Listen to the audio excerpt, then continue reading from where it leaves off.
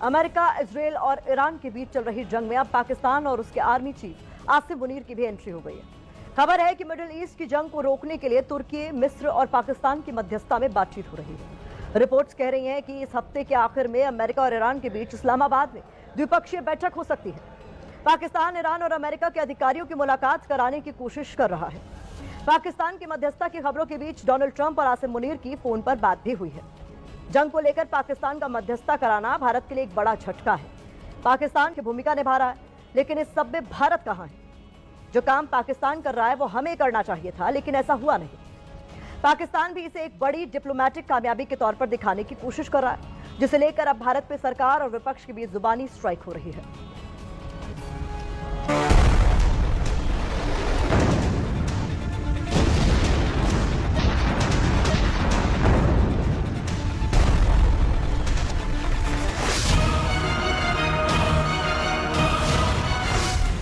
पहली हैरानी की बात तो यह है कि डोनाल्ड ट्रंप ने अचानक 5 दिन तक ईरान के पावर प्लांट पर हमला रोक दिया, और दूसरी हैरानी की बात यह है कि पाकिस्तान मिडिल ईस्ट की जंग में मध्यस्थता की भूमिका में है। पाकिस्तान जैसे देश का मध्यस्थता कराना एक बड़ा सरप्राइज है, लेकिन इसी सरप्राइज को लेकर अब भारत में सियासत आई है। कांग्रेस नेता जयराम रमेश ने एक्स पर पोस्ट करते हुए लिखा, प्रमुख अंतर्राष्ट्रीय मीडिया संस्थानों की खबरों में कहा गया है कि अमेरिका, इजरायल और ईरान के बीच बातचीत से जुड़े मध्यस्थों में पाकिस्तान शामिल है। अगर ये खबरें सच है तो ये भारत के लिए एक बड़ा आघात है, और इसके लिए स्वयंभू विश्वगुरु जिम्मेदार है। पाकिस्तान का मध्यस्थों में शामिल होने का मतलब है अमेरिका का शहबाज और मुनीर पर पूरा विश्वास होगा। आसिम मुनीर से तो डोनाल्ड ट्रंप फोन पर बात भी कर चुके हैं।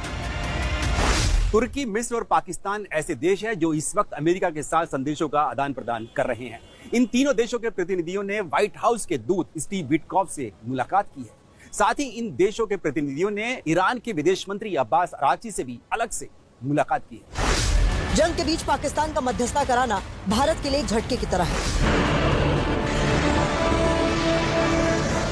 अमेरिका, ईरान के बीच पाकिस्तान का मध्यस्थता कराना सफल होगा या फिर नहीं, ये तो वक्त ही बताएगा। फिलहाल पाकिस्तान की एंट्री ने भारत में एक सियासी युद्ध की शुरुआत जरूर कर दी है। कैसा देश है भाई, हम तो कभी कभी आश्चर्य में पड़ जाते हैं कि वो बिरयानी भी क्या खाता है वाशिंगटन में, फैसिलिटेटर भी हो जाता है, बम भी मारता है, टेररिस्ट भी एक्टिविटी भी करता है, हाँ। और मुज़ाकरात भी करवाता है। नरेंद्र मोदी इजराइल जाकर फादरलैंड करते रह गए, और इधर पाकिस्तान जैसा आतंकी मुल्क शांति का दूत बनकर अमेरिका और ईरान के बीच में टेंशन कम करा रहा है। मतलब सोचिए कि आसिम मुनीर युद्ध खत्म कराने में अहम रोल निभा रहा है, ट्रंप का बड़ा सिपा सालार बना हुआ है। अमेरिका के उपराष्ट्रपति JD वांस वार्ता के लिए आ रहे हो, ये वार्ता कहाँ हो रही है? इस्लामाबाद में हो रही है। मतलब ये सब क्या हो रहा है? पाकिस्तान आज जरूरी फैसलों का हिस्सा बन रहा है और भारत वहां से पूरी तरह से नादारद है। हिंदुस्तान दुनिया के इतने अहम मुद्दों से कभी भी इतना दूर नहीं रहा है, कभी भी इतना अलग थलग नहीं पड़ा है जैसा कि अब पड़ा हुआ है। मोदी जी के फर्जी मेडल का चस्का, विदेश नीति के नाम पर ही करना और जबरन गले मिल मिलकर फोटो खिंचवाने की कीमत आज देश चुका रहा है। लानत है, कहां लाकर खड़ा कर दिया मेरे देश को। भक्तों के पप्पा ने इजराइल को फादर बनाने के चक्कर में देश की फजीहत करा दी है। इंपॉर्टेंट डिसीजन मेकिंग से आज हिंदुस्तान गायब है। पाकिस्तान वाली जो बात कही, मेरे पास पाकिस्तान से बड़ी इंटरेस्टिंग और इंपॉर्टेंट रिएक्शन। दुनिया के सबसे खतरनाक समुद्री गली स्ट्रेट ऑफ हॉर्मुज, जहां से गुजरने का मतलब है सीधे मौत के साए में सफर करना। 28 फरवरी को जब अमेरिका और इजराइल ने ईरान पर हमला किया तो लगा कि अब तीसरा विश्व युद्ध शुरू ही होने वाला है। ईरान ने गुस्से में आकर समंदर के इस सबसे अहम रास्ते पर ताला लगा दिया, और नतीजा ये हुआ कि पूरी दुनिया में तेल की कीमतें $100 के पार चली गई। लेकिन एक ऐसी खबर आई है जिसने वॉशिंगटन से लेकर तेल अवीव तक सबको हैरान कर दिया। पाकिस्तान, जो खुद अपनी डूबती अर्थव्यवस्था और भारी ऊर्जा संकट से जूझ रहा है, उसे ईरान ने इस बंद गली से निकलने का एक स्पेशल VIP पास दे दिया है। आज के इस वीडियो में हम बात करेंगे पाकिस्तान की उसी सीक्रेट डील की। पाकिस्तान के विदेश मंत्री इसाक डार ने सोशल मीडिया पर एक ऐसी घोषणा की है जिसे वो अपनी बड़ी कूटनीतिक जीत बता रहे हैं। ईरान के साथ पाकिस्तान का एक समझौता हुआ है, जिसके तहत अब पाकिस्तान के 20 जहाजों को हॉर्मुज स्ट्रेट से सुरक्षित निकलने की परमिशन मिल गई है। तय ये हुआ है कि हर दिन पाकिस्तान के 2 जहाज इस खतरनाक रास्ते को पार करेंगे। पाकिस्तान सरकार इसे अपने देश में जारी बिजली और गैस की किल्लत के बीच एक संजीवनी की तरह देख रही है।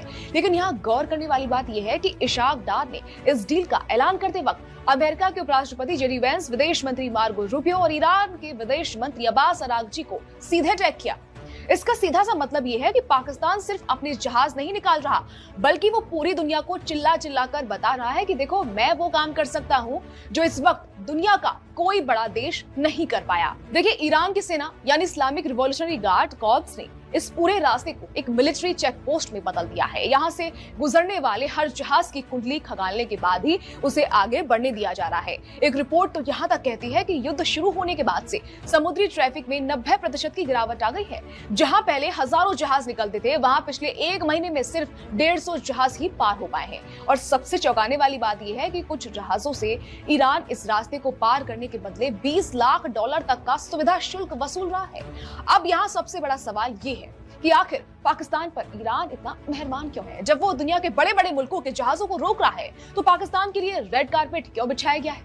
इसके पीछे की वजह पाकिस्तान की वो चतुर कूटनीति है जिसमें उसने खुद को एक शांति दूत के तौर पर पेश किया है। पाकिस्तान और ईरान के बीच करीब 900 किलोमीटर लंबी सरहद है और ईरान इस वक्त दुनिया में बिल्कुल अलग थलग है। ऐसे में उसे एक ऐसे पड़ोसी की जरूरत है जो उसकी बात बड़े देशों तक पहुंचा सके। इसलिए पाकिस्तान के प्रधानमंत्री शहबाज शरीफ ने ईरान के राष्ट्रपति से फोन पर करीब 1 घंटे तक लंबी बातचीत की है। उन्होंने इजरायली हमलों की निंदा की और ईरान के साथ अपनी दोस्ती का दम भरा।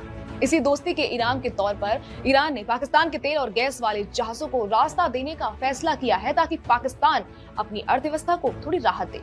पाकिस्तान असल में एक डबल गेम खेल रहा है। वो एक तरफ ट्रंप को ये दिखाना चाहता है कि उसका ईरान पर गहरा असर है और दूसरी तरफ वो अमेरिका को ये मैसेज दे रहा है कि अगर आपको मिडिल ईस्ट में कोई भी डील करनी है या हॉर्मुज का रास्ता खुलवाना है तो आपको पाकिस्तान की जरूरत पड़ेगी।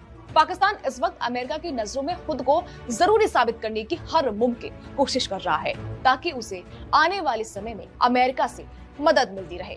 अब जहां पाकिस्तान इस डील का ढोल पीट रहा है, वहीं भारत बहुत ही शांति से अपना काम कर रहा है। डेटा बता रहा है कि भारत के झंडे वाले 2 LPG टैंकर भी हॉर्मुज को पार करके भारत की तरफ बढ़ रहे हैं। भारत ने बिना किसी शोर शराबे के सीधे ईरानी अधिकारियों के साथ तालमेल बिठाया और अब तक अपने 4 बड़े जहाजों को सुरक्षित बाहर निकाल लिया है। दुनिया पाकिस्तान की तरफ देख रही है और इंडिया वाले धुरंधर फिल्म बनाते फिर रहे हैं। आप अपनी मशहूरी कर रहे हैं, आप देख नहीं रहे हैं कि खारजा पॉलिसी कहां पहुंच गई, आपकी वजीर आजम कहां छुप गए आपके जाकर के, हिंदुस्तान कहां खड़ा है, पाकिस्तान कहां की तरफ जा रहा है। इन चीजों पे गौर कीजिए। इस अनारकी से निकलिए, इस दहशतगर्दी से निकलिए। सुन लीजिए, बोलने से नहीं होगा, आप डाटा दीजिए ना। डाटा आपके यहाँ आटा चीनी चावल का क्या रेट है?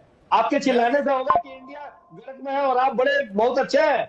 आपका इन्फ्लेशन क्या रेट है? क्या बात कर रहे हो इरशाद साहब? आप पढ़े लिखे आदमी, मूर्ख का बात नहीं कर रहे हो। मुझे बोलने दीजिए ना एक मिनट। आप डाटा लेके बात कीजिए ना। आप क्या इन्फ्लेशन क्या रेट है बताइए? आप इस तरह से हटिए। मैं कह रहा हूँ बहुत गुर्बत की तरफ है। देखिए बात ये नहीं है। आप ये मत कहिए। नहीं इरशाद भाई, आप जवाब देने जा रहा हूं, सुनिए ना, सुन तो ले, हौसला तो रखें। मैं आपकी बात का जवाब दे रहा हूं। आपने कहा कि मेरे मुल्क की क्या हालात है। देख सुने, मैं ये कह रहा हूं कि मेरा मुल्क बहुत गरीब है, समझ लीजिए मैं बहुत गरीब हूं, लेकिन इस वक्त इज्जत आपकी जेब में अगर पैसे, अगर आपकी इज्जत नहीं है, आपकी जेब में 1 करोड़ रुपए जूते सर पे मार रही है पूरी दुनिया आपकी लख लाने तो उन पैसों पे जो इज्जत एहतराम होता है, जो मेरे मुल्क का एहतराम है, जो मेरे मुल्क की इज्जत है, जो मेरे वजीर आजम की इज्जत है, मेरे फील्ड मार्शल की हाफिज आसिम मुनीर साहब की इज्जत है, वो आप बताइए आपके कौन से जनरल की, कौन से वजीर आजम की, कौन से प्रेसिडेंट की? आप तो अपने वजीर आजम का खुद नाम भूल गए होंगे। मेरे वजीर आजम का नाम लेके आप